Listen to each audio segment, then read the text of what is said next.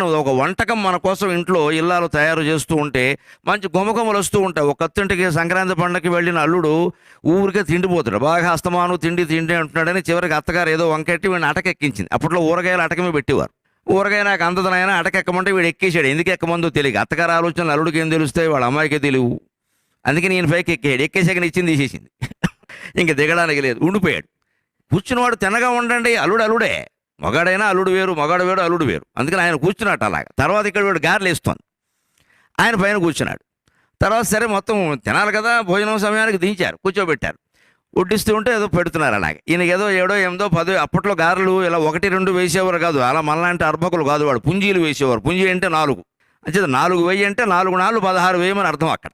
అందుకని అలా పుంజీలు వేసేవారు.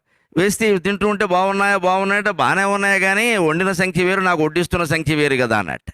నీ ఇల్లు బంగారంగానే వండిన సంఖ్య ఎలా నీకు తెలిసింది